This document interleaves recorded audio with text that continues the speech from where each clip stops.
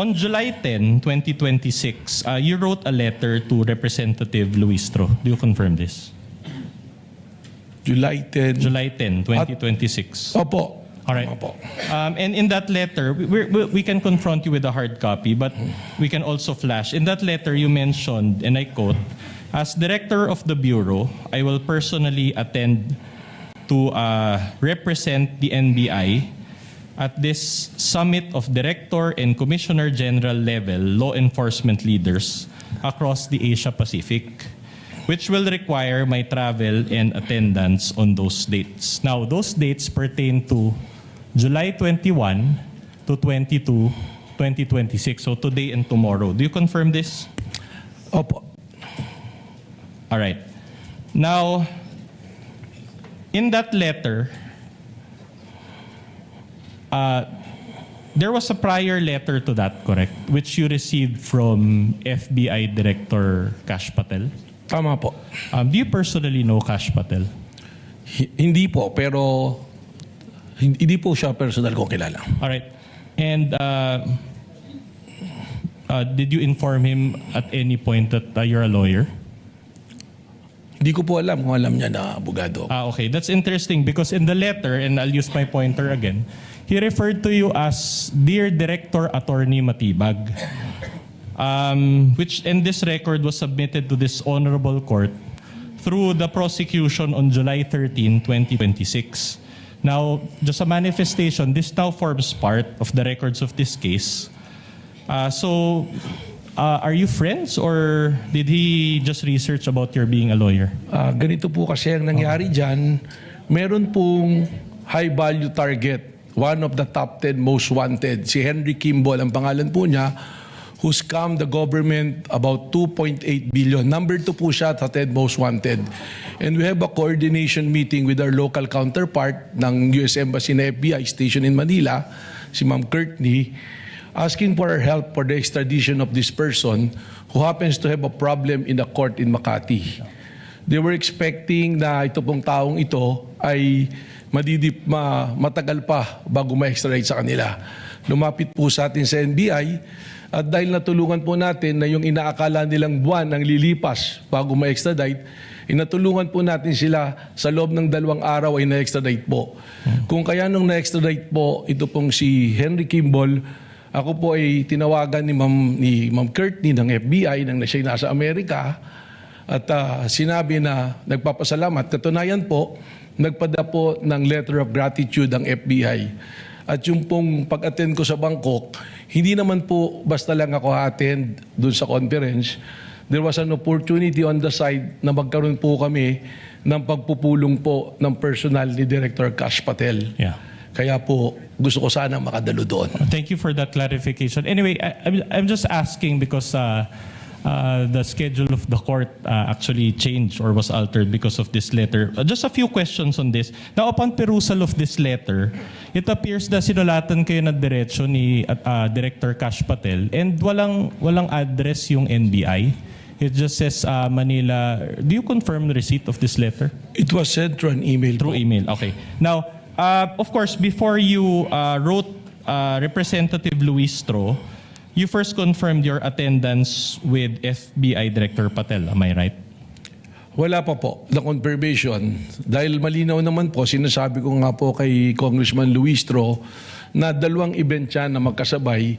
Sayang yung opportunity na maaari kong makausap yung FBI Director sapagkat it's very rare that an FBI Director will talk to an NBI Director. Yeah. Oh.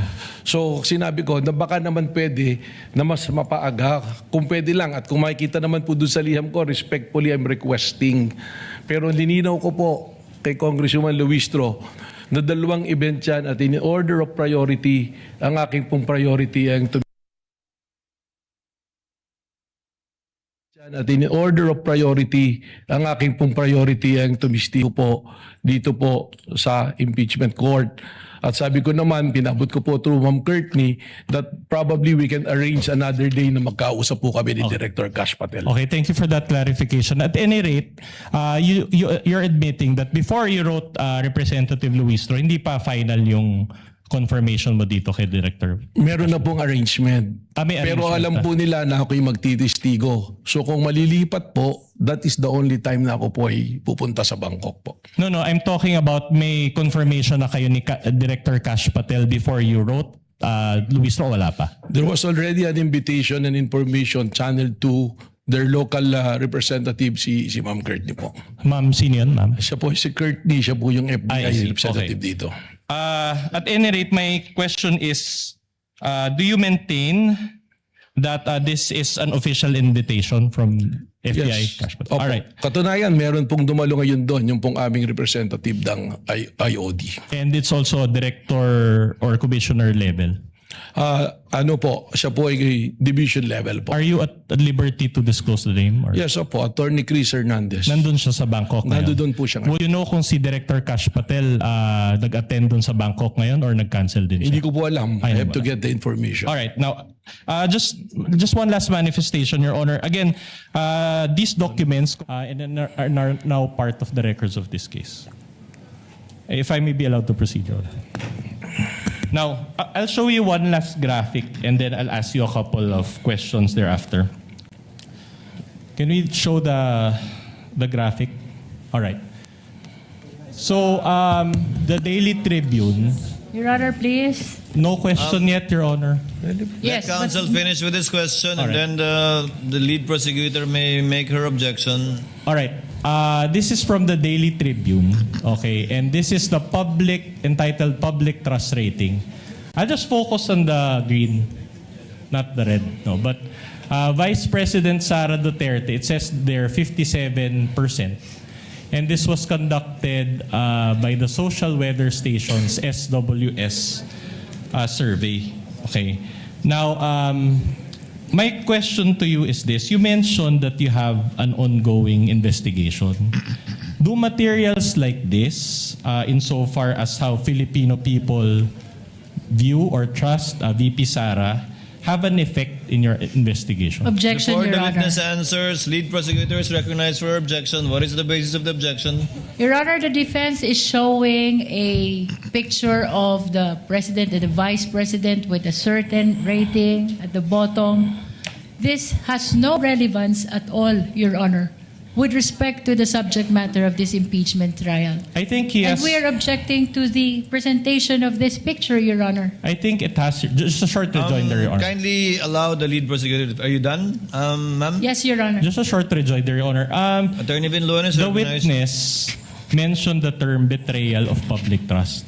And we can run the TSN back. Your Honor, of course, we're allowed, this is cross-examination, we're allowed to present controverting evidence to that statement.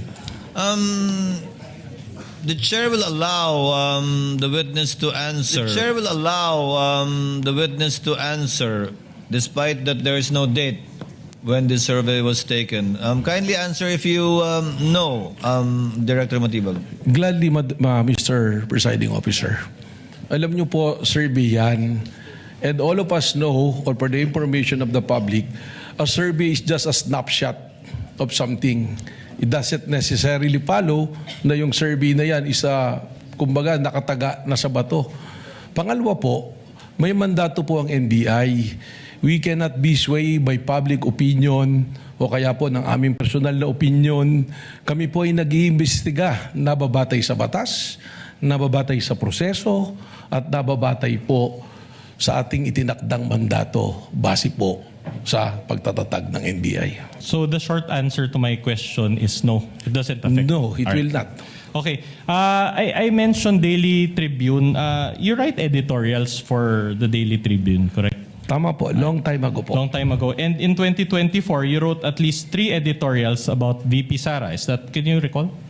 Mari po, mayroon po akong mga sinulat tungkol Alright. kay Vice President. I'm showing you these, no, not that one, the editorials, all right, from the Daily Tribune. And we have copies, hard copies that you can refer to. But it says here, Director Belvin Matibag. Do you confirm that it is you who authored these editorials? Yes. All right. Now, I'm showing you the first one entitled Inday Sara, the Bratinela, dated September 12, 2024. Do you confirm that you wrote this editorial? That's correct in my opinion column. All right. And you also wrote, the Bratinella is a flat spare tire, dated October 24, 2024. Do you confirm this? Yes. All right. And you also wrote, Bratinella, Sara, and her bad habits, dated November 7, 2024. Do you confirm this? Yes. And in these editorials, you shared your opinions against VP Sara. Is that correct? Well, unang-una po, siguro dun sa title na Bratinella, that is not my original. In fact, kaya ko po nasulat yan, yan ang mismong naririnig ko nang kami magkakasama nila dating Pangulong Duterte nang tawag niya kay Inday sa Bratinella. Alright, so my only question is, before you testified today, there were already instances in the past that you shared your public opinions against VP Sara. Well, that is a opinion column. Alright. At meron po tayong mga pinagbabasihan dyan. Okay, in fact, let me read one line from your editorial. It says there, as Inday Sara is being unmasked in the legislative inquiries and by her own mouth as an ill-bred Bratinella, her public trust crumbles. Do you confirm that you included this statement in your editorial? Yan po yung nakasulat. All right. And despite this position and the recent surveys show that VP Sara was even gained positive trust rating, as shown earlier, positive 57. Do you confirm this? Well, again, I'm saying na nung sinulat ko po yan, that is my opinion as an opinion writer. All right. Now, despite this positive trust rating by VP Sara, do you still maintain that, and I quote, her public trust crumbles? Well, para sa akin po, na ako yung NBI director, palagi ko po hindi po material itong ating pinag-uusapan sapagkat, sabi ko nga, ang ating po pag-iimbestiga ay nababase sa batas, nababase sa ebidensya, at prosesong nandoon na nang ako'y dumating po bilang NBI director. All right. One last question on this before I let this point go. So considering the positive trust rating of VP Sara, can one really say that she betrayed public trust? Magkaiba po yan. Speculative, Your Honor. Can we get a ruling, Your Honor? Witness is knowledgeable enough to answer. He can handle himself. Director Matibag, you may answer. Magkaiba po yan. Again, I'm saying, and I'm sure marami rin po rito nakakaalam na umaasa sa mga survey. A survey is just a snapshot of what's happening. It doesn't necessarily follow na pagka yun ang lumabas, ay yun na yung totoo. Pangalawa, pagka po ating pinagbasihan ng popularidad, ang ibig sabihin po ba nito, ang isang pinakakilala at popular na tao pwede lang gumawa ng krimen at hindi natin papapanagutin? Your Honor, at this point, Your Honor, the defense is constrained to ask for a continuance, and we have our grounds therefore.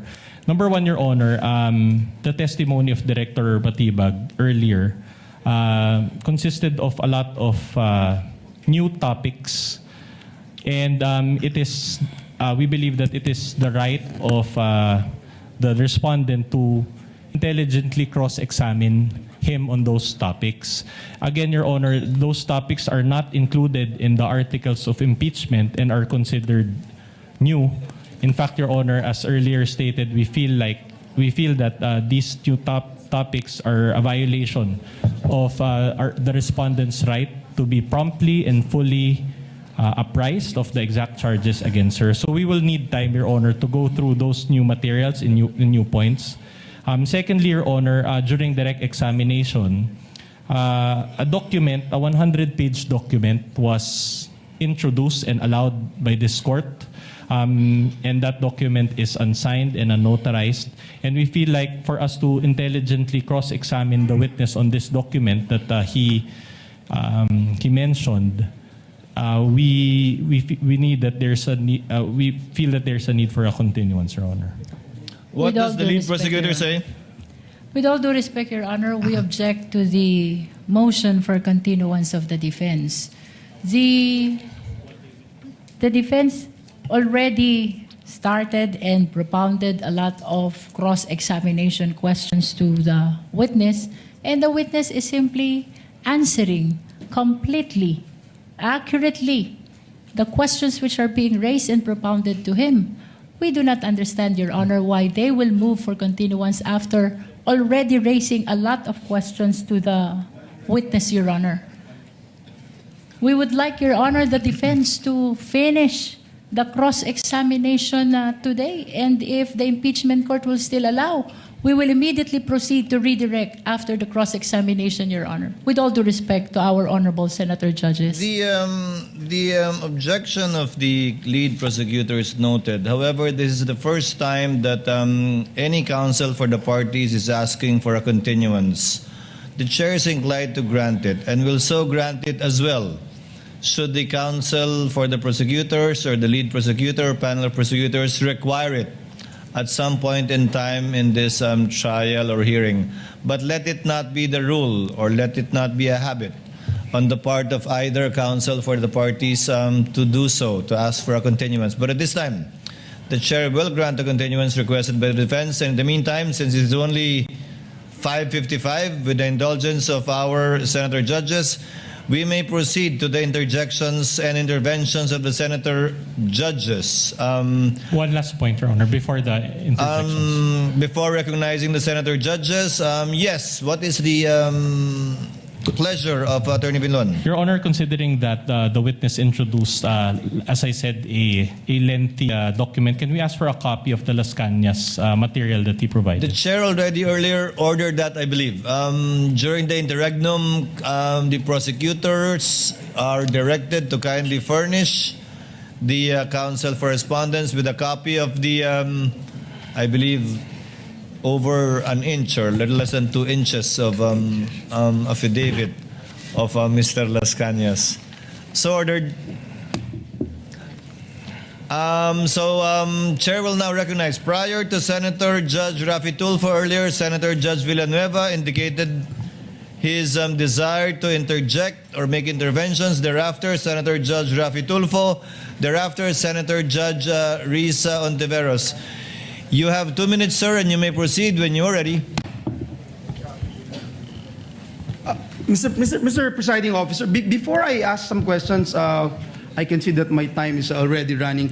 Let me just ask a procedural inquiry, Mr. Presiding Officer.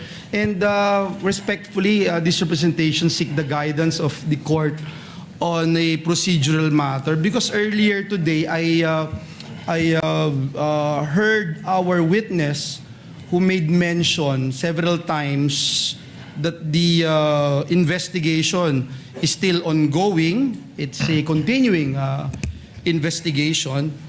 May we know, Mr. Presiding Officer,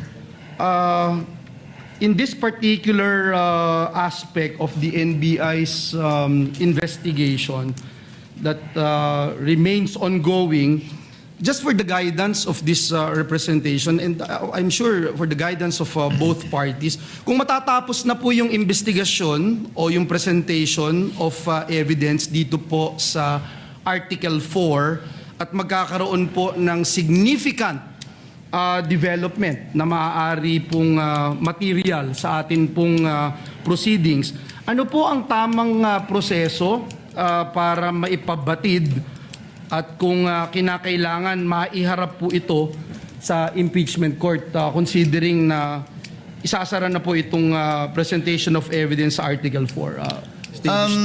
Senator Judge Villanueva, as a rule, the court is a passive body. Hindi panghihimasukan ng husgado kung ano man ang pwede, balak o gustong gawin ng magkabilang partido, prosecution man o sa hanay ng respondent, kung mangyari man yun. And the court will not speculate with respect to that hypothetical situation should it arise, lest we be accused of prejudging or deciding certain matters for the parties that they should be the one deciding should that happen.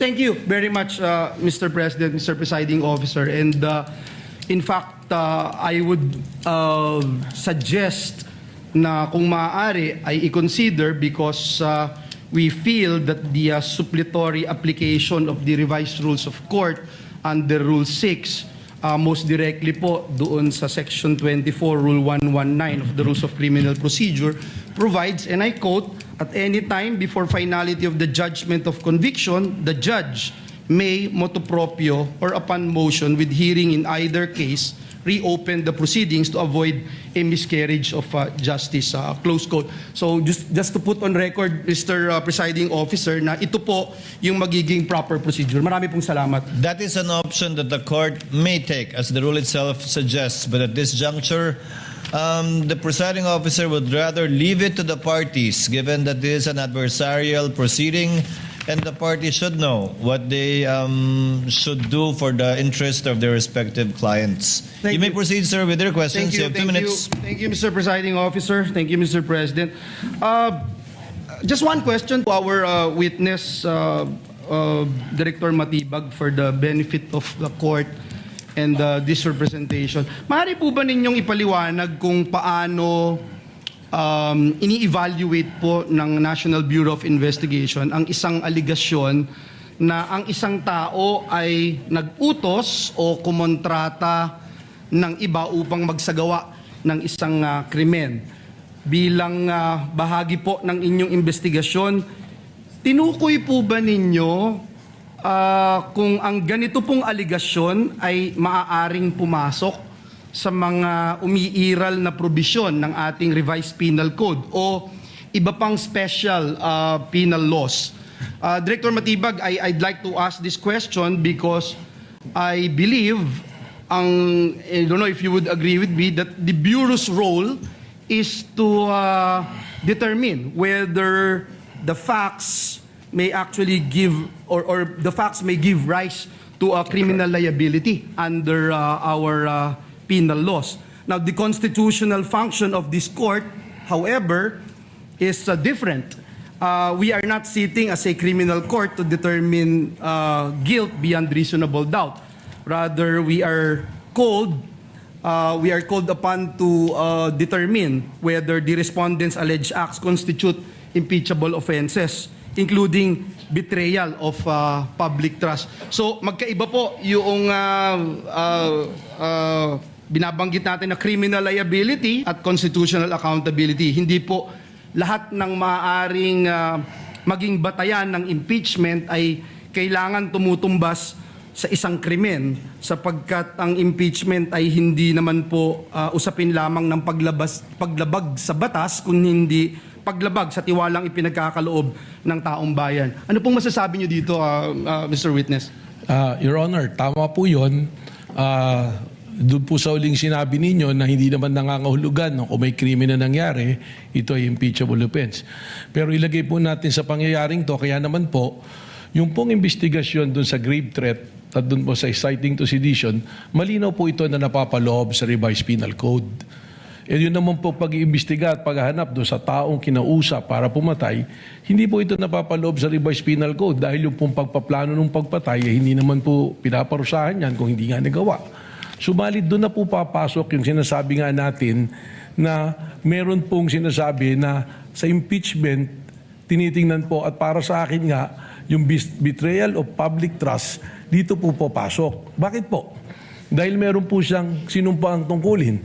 Doon po mismo sa kanya out of office bilang Vice President. Sinabi niya that protect and defend the Constitution, execute the laws, do justice to everyone, and consecrate herself to protect the nation. Pero doon po sa sinabing execute the laws. Dito po natin nakikita, hindi po execute the laws yung pag-usap ng papatay. That is to execute the president. Kaya doon po papasok yung magkaiba na betrayal of public trust. Naintindihan ko po yung binabanggit nyo, yung role ninyo na limitado doon sa criminal investigation at yung findings po ninyo, hindi po, again, I think binabanggit nyo nga po, hindi po ibig sabihin ay impeachable offense kaagad-agad. Tama po. And again, that's why I'm putting into the records na this is not a criminal proceeding but an impeachment proceeding. Last but not the least, no, dun sa binanggit po ninyo, there is a difference between saying that an individual has not yet been identified and saying also that no such individual exists. So, ang una, nangangahulugan na nagpapatuloy pa po yung Bureau sa pagberipika at pagbavalidate ng impormasyong mayroon ito. Sa ikalawa naman po ay isang konklusyon na matapos ang isang investigasyon. Director Matibag, maaari po ba ninyong ipaliwanag yung kahalagahan ng distinction na ito sa point of view of the NBI sa inyong pag-iimbestiga? Doon na po natin nihiwalay. Before the witness answers, kindly wind up after Yes. that question, Senator Judge Joel. Witness may answer? Yes. Doon nga po natin inihiwalay yung investigasyon na nangyari doon sa grave threat at inciting to sedition. Pumasok na po tayo doon sa pag-iimbestiga kung saan hinahanap natin yung kinausap. At bakit po tayo naniniwala na may kinausap? Sapagkat doon sa pronouncement po mismo ng Vice Presidente na may kinausap siya at pumayag.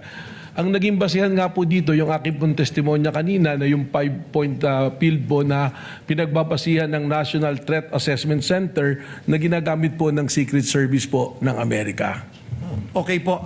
Siguro hilingin ko na lang, Mr. Presiding Officer, at sa ating witness, kung matapos po yung inyong ongoing at sinasabi niyo nga pong continuing investigation, ay ma-inform lang din po ang korteng ito. Maraming salamat, Your Honors, Mr. Presiding. Thank you, Senator Judge Villanueva. Senator Judge Tulfo Rafi is recognized for his interjections and interventions. You have 2 minutes, sir, for your questions. You may proceed when you're ready. Mr. Witness, are you familiar with the case of Ronel Mas? Opo, napanood ko po yan. At that time, hindi pa kayong NBA director Opo. or not connected to NBA whatsoever. So, tell us briefly dito sa kaso ni Ronel Mas. Sa pagkaalala ko po rito, itong si Ronel Mas ay isang guro na kung saan siya ay nagsabi na kung sino ang papatay sa dating Pangulong Rodrigo Roa Duterte ay papabiyaan niya ng 50 million. At sa pagkakaalala ko po, ang National Bureau of Investigation rin po ang tumugis at tumuli sa kanya, particularly po ang aming pong opisina sa Region 1. At siya po ay kinasuhan po ng pagbabanta at itinuring po na ang threat niya isang malaking threat po. Hindi lamang sa dating Pangulo, kundi po sa ating pong national security. In other words, pinalin siya ng case ng inciting to sedition. And he was arrested warrantless. It was a warrantless arrest, right? Tama po. Okay, so isang guro nagbanta sa dating Pangulo, agad-agad inaresto ng walang warat. Now, itong yung VP Sara, si Vice President Sara Duterte, na nagbanta rin kay Pangulong Duterte at kay Pangulong Marcos. Anong difference ng dalawa? Well, ang pagkakaiba po nila, itong si Rene Mas ay isang guro, si Vice President, isa naman pong Vice President, at siguro po ito ang naging konsiderasyon kung bakit hindi siya inaresto agad. So, ibig sabihin ng NBI pala ay tumitingin sa tinatawag na special treatment. I cannot So, ibig speak. sabihin hindi pala patas sa NBI. get- Bakit nung panahon ni Pangulong Duterte, isang guro na nagsabi may patong sa ulo na 50 million si dating Pangulong Duterte, kung sino man makapagpapatay sa kanya, agad-agad inaresto ng walang warrant of arrest. And then ito naman si VP Sara na sabi nyo, allegedly nagbigay ng death threat against President Marcos at hindi inaresto. I cannot speak for the NBI at that time, Your Honor, sapagkat yung mga pangyayari pong yan, wala naman ako sa NBI pa po. Subalit, ang ngari ko pong ibahagi sa inyo, ipamarapatin po ninyo, ayun na nga pong aking pakikipagtalastasan sa aming pong mga foreign counterparts na akin din napag-aralan at sinasabi nila na sa kanilang jurisdiction, kung merong isang pagbabanta na ginawa ng Vice Presidente, ay maaaring agad na ikulong at matanggal kaagad po sa pwesto.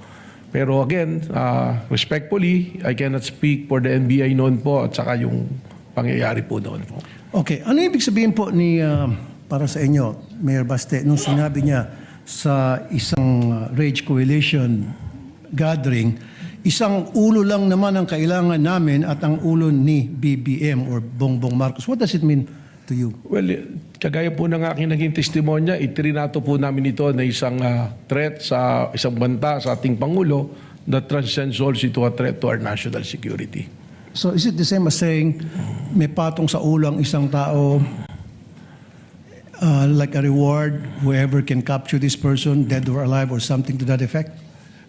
It could be that way or it can be in many ways, pero ang sa amin po, ang namin naging interpretasyon nga dyan, isinama po namin ito sa maraming banta sa seguridad ng ating Pangulo at sa seguridad po ng ating So again, bansa. kung tinuturing yung threat, itong salita na binitiwan ni Baste or Mayor Baste Duterte against President Bongbong Marcos, anong difference niyan dun sa binigay naman na threat ni yung teacher na si Ronel Mas kay dating Pangulong Duterte? Yung pong naging banta ni Mayor Basti Duterte ay pinasok po natin sa mas mahaba pang pagsusuri, kaya po isinama natin ito po doon sa ating continuing threat assessment po. So why was he not arrested? Tulad na nangyari sa teacher na si Ronel Mas. Ang warrantless arrest po kasi, kagaya na nangyari kay Ronel Mas dahil naging warrantless of arrest, siya po ay na-dismiss ang kaso. So yan din po yung iniingatan namin na kung kami ay gagawa ng warrantless arrest, ay maaari pong ma-dismiss ang kaso. Ngayon po, kasama po yan sa case build-up namin na maaaring magdulot po ng pagpapile po ng nararapat po ng kaso. Thank you, Mr. Witness. Thank you, Senator Judge Rafi Tulfo. Senator Judge Risa Ontiveros is recognized. You may proceed, ma'am, when you're ready, and you have 2 minutes. Salamat po, Mr. Presiding Officer.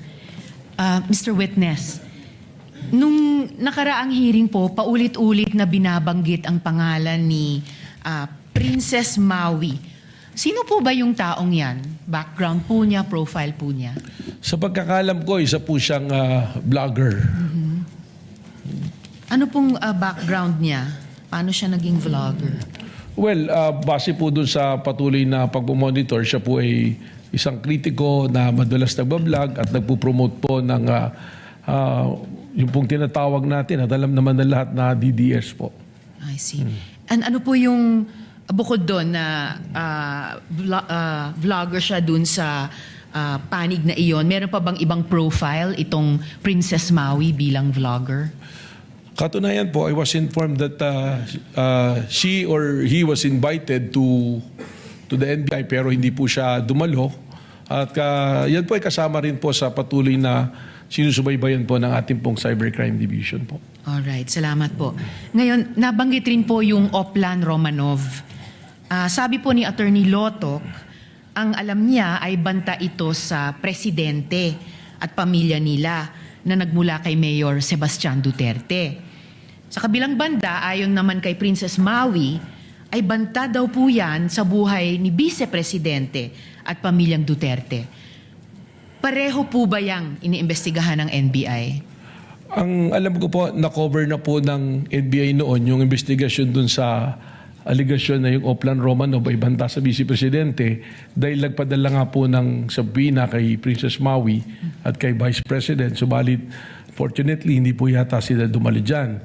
Pero nung yan po aming sinusuri din, yung binabanggit nyo po na Romanov, I think that was the January 18, 2024 na pahayag po ni Mayor Baste Duterte na kung saan na sinabi niya, let me tell you this, Mr. Bongbong Marcos, hindi ko lang po man yung exact words, but I remember that before you go to sleep, remember the Romanovs and the Mussolinis and what happened to the Marcos family in 1986. Yung po yung nakita natin na isa na naglilink po dyan sa Romanov. Kaya recently, narinig ko rin po yung dating director na sinasabi niya ng Oplan Romanov ay tunay na banta sa pamilya ng mga Marcoses at hindi po kay Vice President Sara Duterte. So, base po sa investigasyon ng NBI, ang Oplan Romanov po ba ay banta nga sa buhay ng presidente o sa buhay ng vice-presidente? Your Honor, yan po ay kasama pa rin sa aming tinutukoy po ngayon. Kaya po meron kaming task force, kasama po yan sa aming continuing na surveillance at active investigation po. Alright. May actionable intelligence po ba ang NBI na posibleng patuloy pa rin ang panganib sa buhay ng presidente dun sa linyang iyon ng inyong investigasyon? Tama po yan, sapagkat Binanggit ko nga po kanina yung ginagamit sa National Threat Assessment Center po ng Secret Service ng Amerika, pumapasok po doon yung mga obserbasyon na yan. At katunayan po, lalo pang lumawig o lumawak yung mga banta sa presidente, namin pong namomonitor. Pati po mga ordinaryong tao ngayon, ay napakadali po na magbigay ng banta. At para sa amin po, hindi lang naman po yung banta sa ating Pangulo ang aming binabantayan, kundi yung pong bantayan natin ang kaligtasan ng ating mga kababayan at isiguraduhin natin na ang democratic process po ay umiiral sa atin base sa atin pong konstitusyon po. At sa kabilang banda naman po, may actionable intelligence din po ba ang NBI na may totoong banta sa buhay naman ng vice-presidente? Sa ngayon po, hindi po namin tinitingnan kung totoong may actionable intel. Pero, base po sa aming mandato, kasama po sa mandato namin na proteksyonan po ang seguridad ng Pangulo, ng Vice Presidente, ng Senate President, ng Speaker of the House at Chief Justice. Kaya kung wala man pong task force, tuloy-tuloy naman po ang aming pong pagpamonitor dito. Pero sa ngayon, kung isusuma po natin, may actionable intelligence na may patuloy na panganib sa buhay ng presidente, pero wala pang actionable intelligence na may banta din naman sa buhay ng vice-presidente. Malinaw po yun sapagkat lumabas lang naman po yun doon sa sinasabi nitong si Princess Maui. Salamat po, Mr. Witness. Salamat po, Mr. Presiding Officer. Thank you, Senator Judge Risa Ontiveros. Next to interject and make his interventions would be our Senate President, Sherwin Gatchalian. He is recognized. You have 2 minutes, sir. You may proceed when you're ready. Maraming salamat, Mr. Presiding Officer. Tama po ba, Director Matibag, na after 1 year and 8 months, wala pang nakikitang NBI na nakontratang papatay? Wala po pong specific na personalidad. Wala pang specific na nakikita. Apo. Pero kanina narinig ko sa inyong testimonya na may sinabi kayong hindi banta, kundi isang plano talaga. So may plano. Yun po ang base sa mismong pahayag ng ating pong Vice Presidente na siya ay may kinausap at yung kinausap niya ay pumayag para patayin po ang mga taong nabanggit. Para sa akin po, this is actually a public confession na dahil sa sinabi niyang ito, nalagay po sa alanganin hindi lamang po ang seguridad ng presidente, kundi po ang ating pambansang seguridad. Sino ang kaplano niya? Kung magpaplano, obviously may kasama siya sa pagpaplano. Sino na ang natukoy ng NBI na kasama sa pagpaplano? Yan na po yung binabanggit namin na persons of interest based on the open source intel and the human intel po na ibinabato po sa amin, na yan po ay reported po sa atin ng ating pong task force na itinayo po. Itong persons of interest kasama sa pagpaplano at inamin sa inyo na mayroong pagpaplanong ginagawa para pumatay. Meron po silang impormasyon na magtuturo po dito sa pagpaplanong Hindi ito po. sila yung kasama sa pagpaplanong pumatay. Sa ngayon po, doon po, Magtuturo lang sila. doon po sa iba persons of interest, meron po kaming kinukonsidera doon na maaaring siya po ang kausap mismo ng Vice And anong Presidente. ebidensya ang magpapatunay na kasama siya sa pagpaplano o kaya niyang ituro yung pagpaplano? Yan po ang ating kukunin na impormasyon pa sa ating pong mga persons of interest na ating pong sinusurveillance. Katunayan po, as we speak, tuloy-tuloy po yung ating pakikipag-usap. Pati po doon sa mga malalapit sa taong aking pong binabanggit. Okay, na so persons of tuloy-tuloy pa interest. ngayon ang inyong investigation. Tama po. Ngayon, nakita ko na bumuo kayo ng task force. No? And task force, temporary in nature lang yan, di ba? Kailan matatapos ang inyong investigasyon? Dahil nga nasabi ko, 1 year and 8 months na ito, ngayon may bagong task force. So kailan matatapos itong investigation? Ito po ay matatapos finally pag atin pong na-locate specifically ang taong kausap ng Vice Presidente. At ito naman pong task force, bukod po sa seguridad ng Presidente, we are also guarding po na walang gulo, na yung pong mga destabilization ay atin din pong Hindi, mabantayan. pero kailan matatapos yung investigation para matukoy kung sino yung nakontrata?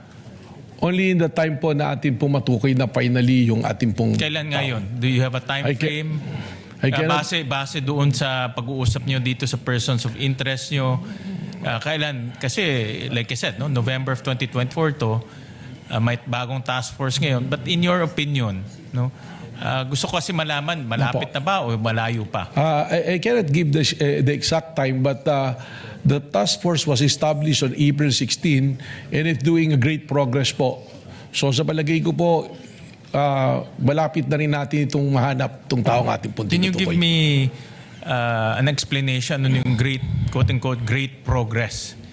Marami pong report na pumasok po sa atin at may mga pangalan po talaga na na-identify natin pong pinupuntahan po. And can you give me a time frame kung within 3 months, 6 months, matutukoy na itong kakontrata? As Can we you look give me at a time frame? An indicative time frame? as we go on to the progress, probably po within the 3 to 6 months, magkakaroon po tayo ng mas malinaw po na data tungkol po dito. But in 3 to 6 months, matutukoy na natin yung kakontrata. Yun po ang ating inaasahan. Okay. In the meantime, nasabi nyo kanina na merong kinetic force. No, ito ina-assume ko na may nai-impluwensyahan. Ba? Sino na ho ang nakausap nyo na na-impluwensyahan tungkol dito sa mga sinasabi nitong mga sinasabi ng Vice President at yung iba pa? May mga ilan na po kaming pinuntahan at katunayan, may ilan na po kaming sinampahan na rin ng mga kaso at yung pong mga nagbanta through social media ay atin na rin pong nakausap. At yung iba naman po sa ngayon ay kasalukuyang humaharap po sa investigasyon po. So, last question. So itong dahil sa kanilang pananalita, nagkaroon ng kinetic force at na-influensyahan ito. At base sa inyong, paano nyo nasabi na influensyahan itong mga taong ito? Kagaya po nung aming mga nakausap, malinaw din po that they're always targeting the head of the president. May correlate po natin doon sa statement mismo ng mayor at ng ating pong vice presidente po. Maraming salamat, Mr. Presiding Officer. Thank you, Mr. Senate President. Will Senator Judge Allen make an interjection or will he make a manifestation regarding another matter? Then the presiding officer will first recognize Senator Judge Aquino for his interjections and interventions. You may proceed, sir, when you're ready. You have 2 minutes. Thank you, Mr. Presiding Officer. Very quickly lang, Director Matibag. Kapag sinasabi kasing bukas pa ang isang investigasyon, posibleng meron, posibleng wala, di ba? Pero ito po, just one question.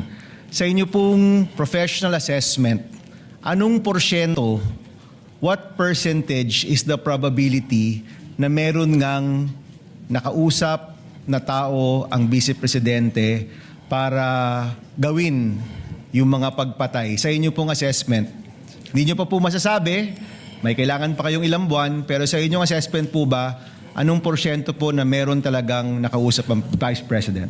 Base po mismo sa pahayag ng Vice Presidente, nakasisiguro po na mayroong kinausap. Anong percentage po? 70%? 100% po, sapagkat siya na mismo ang nagsabi ng kanyang plano na siya ay may kinausap ng papatay at pumayag yung papatay sa kanilang pag-uusap. Okay, maraming salamat, Mr. Presiding Officer.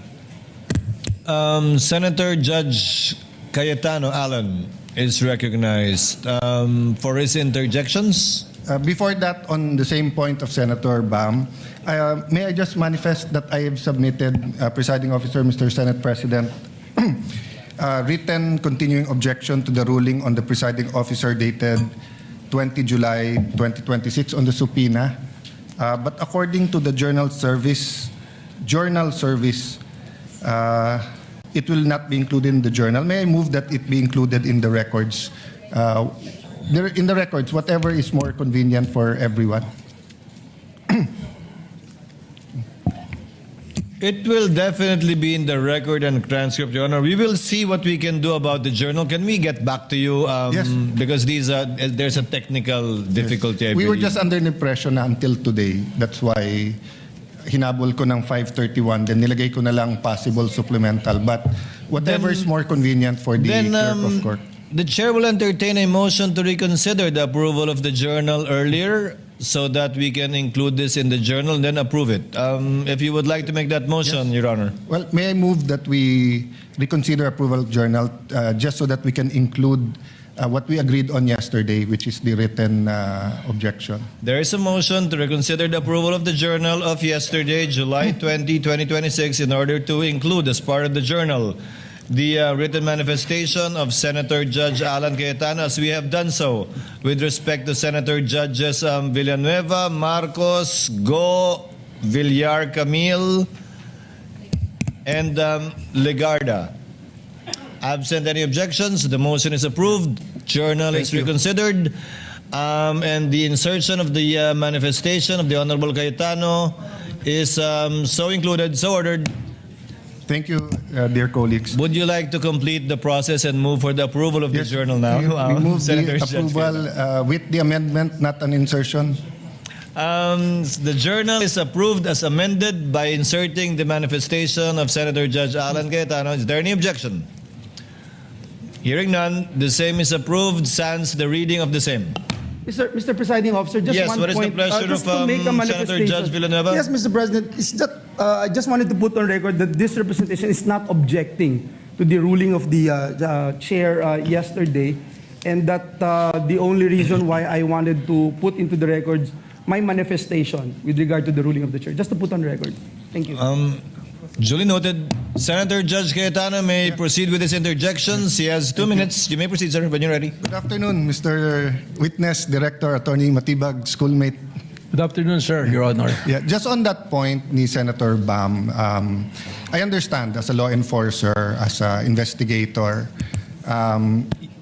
you have to take all threats seriously. I'll ask you the same questions I asked the two NBI officers, and I do understand they were not under your supervision during that time dahil dun pa sila kay Director Santiago. No?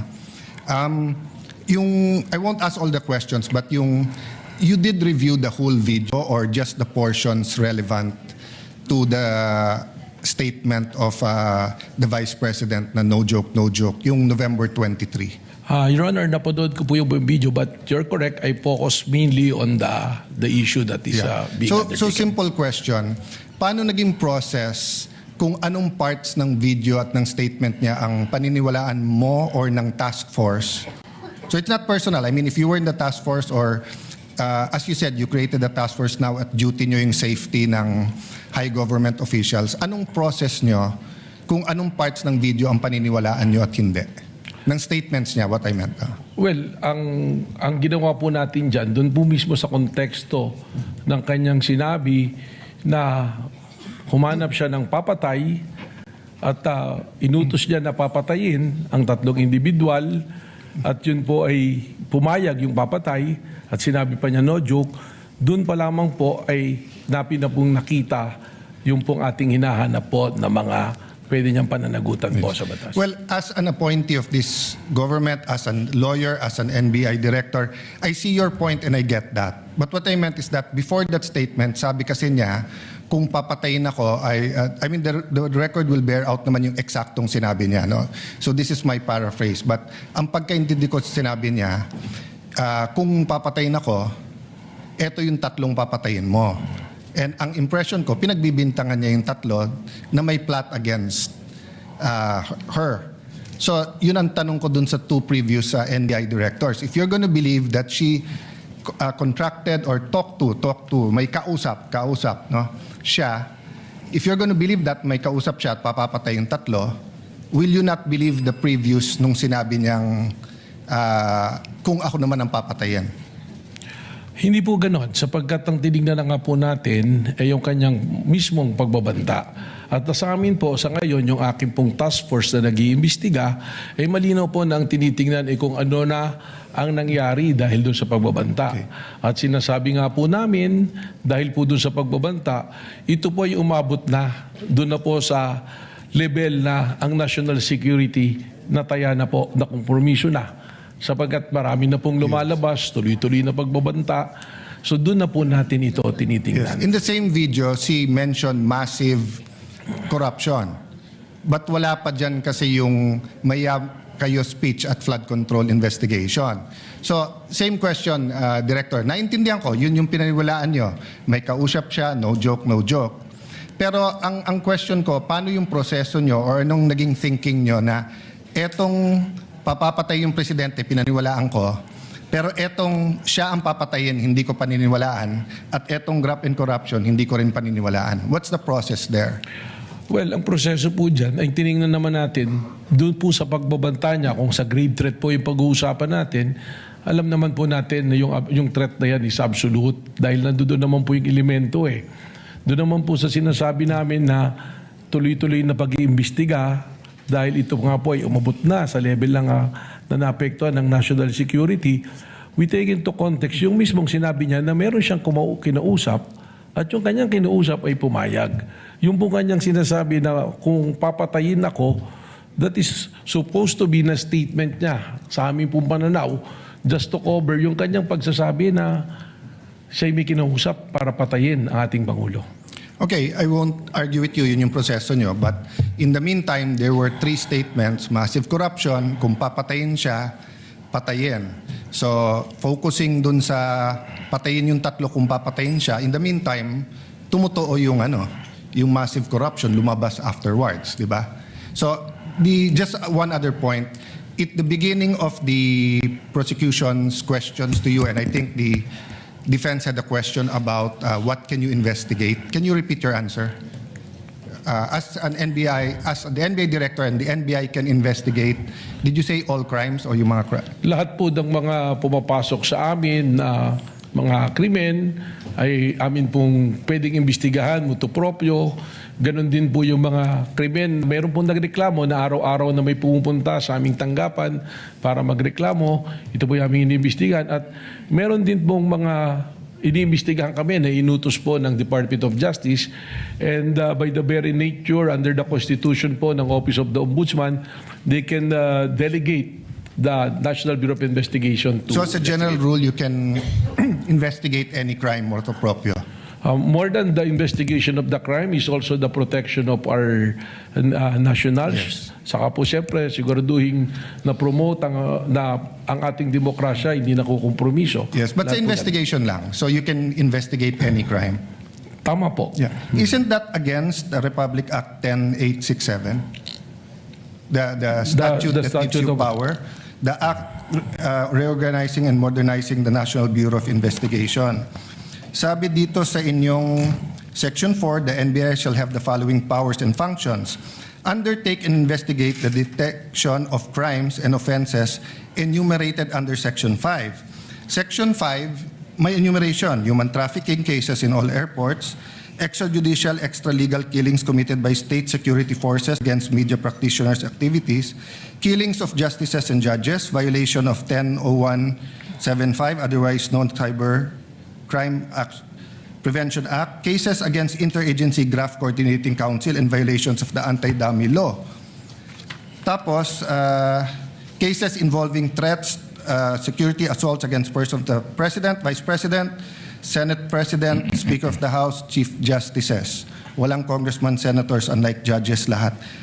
Transnational crimes pursuant to existing international agreements, identification of dead victims in case of mass fatalities, incidents caused by natural disaster, and violation of commercial, economic, financial, white-collar crimes, nakadyan yung law. So, exclusive yung enumeration. Then, provided, however, if that the President or Secretary of Justice may direct the NBI to undertake investigation of any crime when public interest so requires. So hindi ba limited ang pwede niyong imbestigahan except that ang DOJ at President ang pwede mag-atas? That's my last question. Yes. Kindly wind up. Well, Witness may answer. Yes. Yung pong ating listahan na yan, tama po, nandiyan dyan. Subalit, hindi naman po sinasabi na nalilimita dyan ang aming pong pag-iimbestiga. Sapagkat malinaw po ang mandato ng NBI that we are the primary investigating body. Yun lamang nga po, merong mga kaso, kung ito po ay bumagsak na sa jurisdiction halimbawa ng PNP na kanilang iniimbestigahan, we can still help and coordinate at the same way na kung kami po ay nag-iimbestiga at ang PNP pwede rin pong tumulong Well, po sa amin. Director, if that's your interpretation, that goes against what they taught us in law school, na pag exclusive yung enumeration, you cannot add. And at the end of the enumeration of Section 5, nakalagay nga dito, however, the President and the Secretary of Justice may direct you to undertake investigations of any crime. Why do they have to say any crime if you can do it any crime? If you can investigate any crime after all? It seems that you're expanding your jurisdiction by yourself. Well, we've been doing po yan sapagkat we have also our primary role to make sure that law and order is being promoted through the NBI din po. Senator Cayetano can avail of the second round later or tomorrow, since I believe Attorney Matibag, Director Matibag, forgive me, will still be here for the continuation of cross. Senator Judge Rafi Tulfo thereafter. Senator Judge Pangilinan.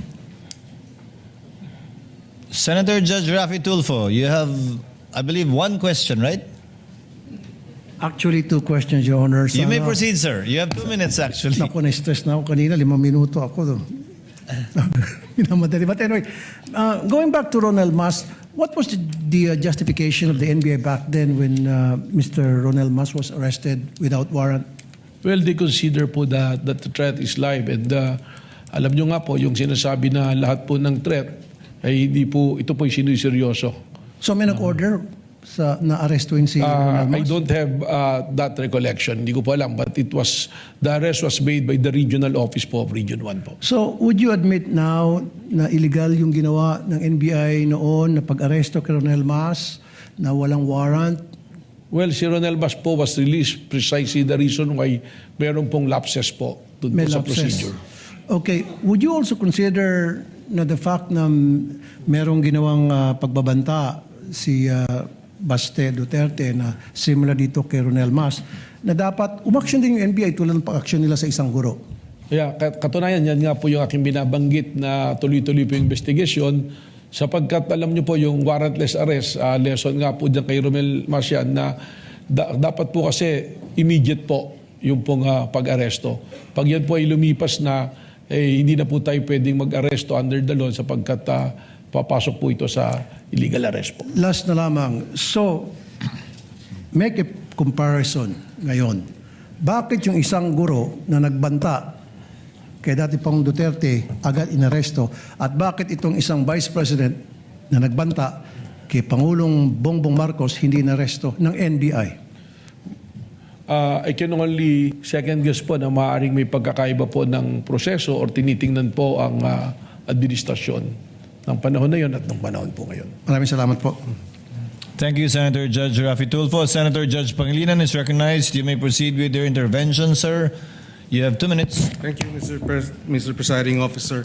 Magandang gabi, Ginoong Direktor. Kanina tinatanong sa inyo yung usapin nung trust rating. Na mas mataas yung trust rating ng Vice President kaysa sa Presidente. Bilang abogado, tinanong sa iyo ito kanina, may kinalaman ba ang approval sa trust? Kung mas mataas ang trust rating, ibig sabihin wala ng betrayal of the public trust.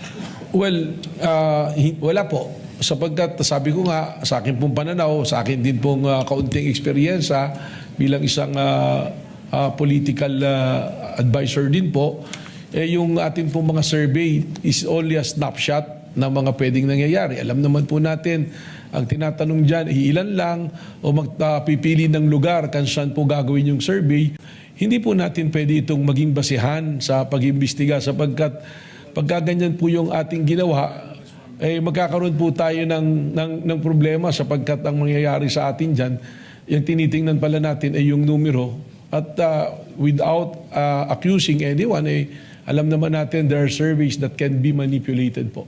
No, but having said that, kaya ako lang tinanong yon kasi baka yung mga nakikinig nating mga kababayan ay malito dahil hindi ba tamang sabihin na iba yung trust rating, iba yung betrayal of the public trust?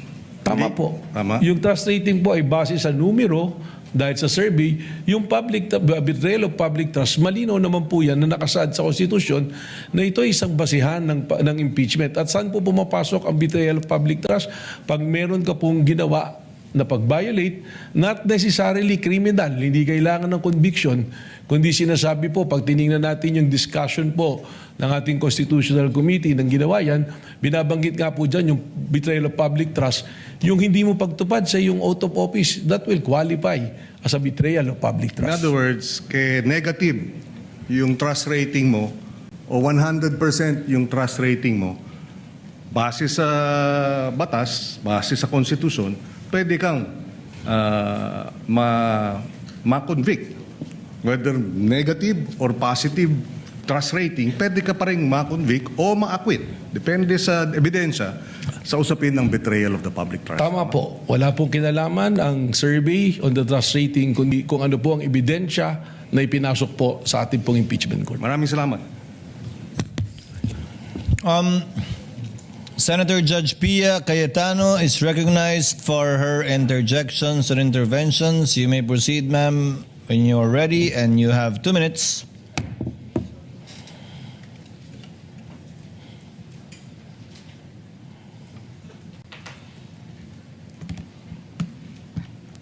For the prosecution,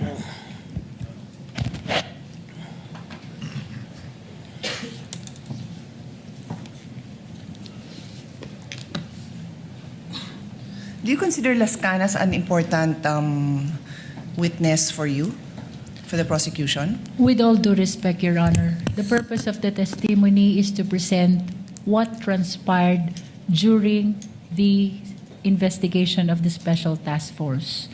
As to whether or not what probative value it holds, it is not part actually of the decision of the prosecution, as what we are intending to do here is to present only what happened during the investigation of the NBI, Your Honor.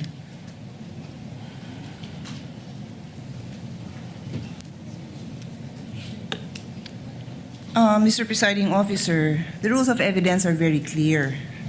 You either present a witness who provides your testimony or you present a document. And in terms of documents, Rule 132, Section 19 says there are 2 classes of documents, public documents and private documents. Included in public documents are documents acknowledged before a notary public. Yung pinakitang document is not acknowledged by a notary public. Pwede naman din ang private documents, that's the other class. If it can be shown and authenticated in any of the following manner. The person saw the document executed or written. Nakita ba ng witness mo na sinulat yon? Nakita ba niya? Your Honor, we can... No, please answer my question. No, Your Honor. The next manner of authenticating by evidence of the genuineness of the signature or handwriting of the maker. The defense said ni walang original signature doon. Do you disagree with that? We don't, Your Honor. Okay, and the third, by other evidence showing its due execution or authenticity, did you provide? No, Your Honor. Okay, so simple lang, Mr. Presiding Officer. They're trying to prove something by showing a document that any law student, even yung mga kababayan natin na nakikinig na ngayon na ang dami ng alam sa procedure, will tell you na hindi acceptable yon. And with all due respect, katulad din nung kahapon na humingi ako ng payo sa inyo, again, I will not name names, we had a discussion in caucus na you cannot unsee what you see. You cannot unhear what you hear. So pinalabas yun. Wala akong problema na palabasin yun, pero do your job and present the proper witness and the proper documentation to do that. Do your job. I'm addressing this, Mr. Presiding Officer, to us as a body. Kasi hindi tama yun. Magdidesisyon tayo, you warn us, pero pinabayaan natin na makita yun. Minamarkahan pa, submarkings. What's the purpose of all that? May I respond, Your Honor?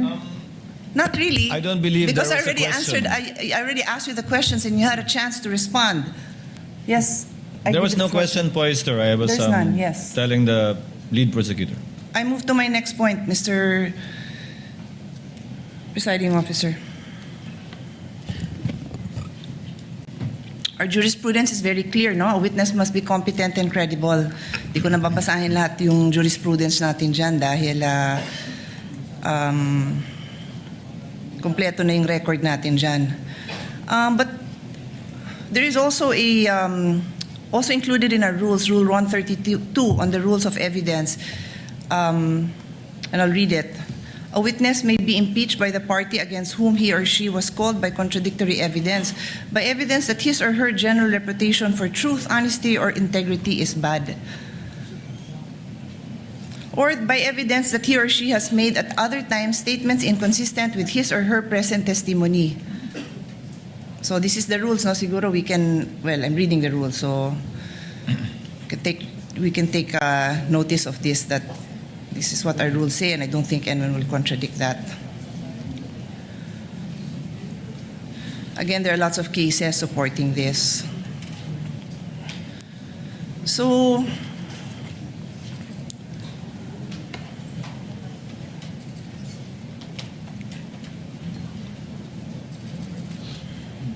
just want to point out, Mr. President, that, just looking for my notes.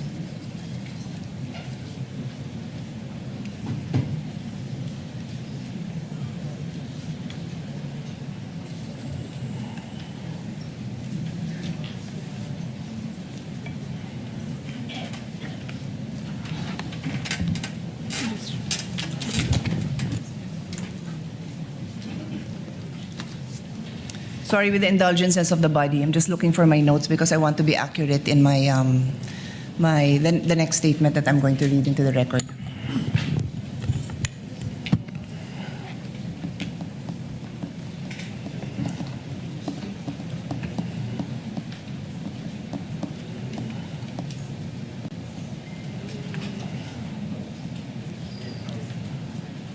If the lady cannot locate it, she may avail of her time again tomorrow, since Director Matibag and the counsel for the parties will Pwede be here naman, tomorrow. but if you give me a few more seconds, I might be able to dispose of this issue, Mr. President, Mr. Presiding Officer.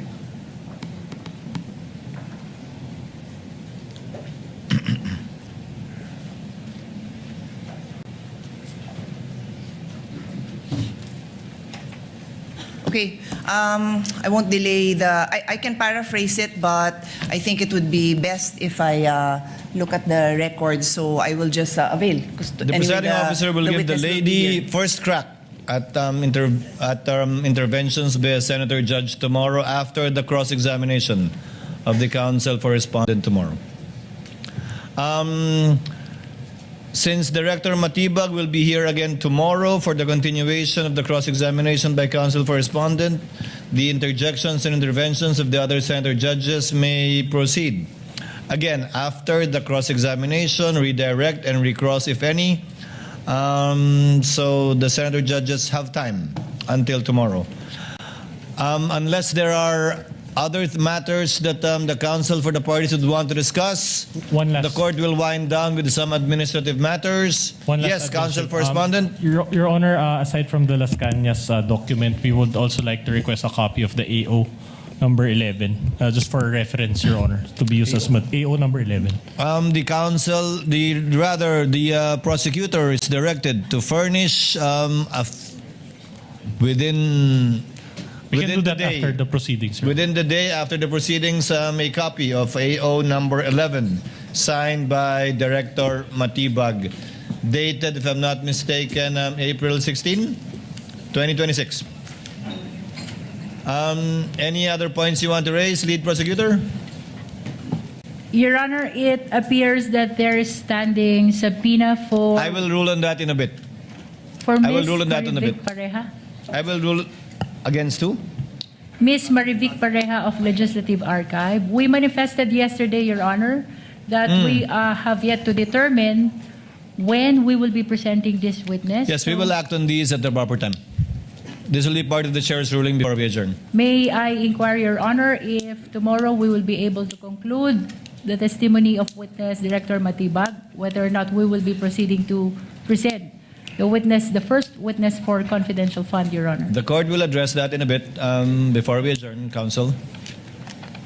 Any other points, counsel for the respondent? No more, Your Honor. Court will now dispose of some administrative matters. We are in receipt of a request for subpoena ad testificandum addressed to Ms. Marivic Pareja, as well as subpoena ad testificandum addressed to Mr. Roderick C. Wamil and Ms. Eileen May Del Ocampo, both from the Commission on Audit. The chair, the presiding officer, defers action on these requests for subpoena and will act on them at the proper time and in due time.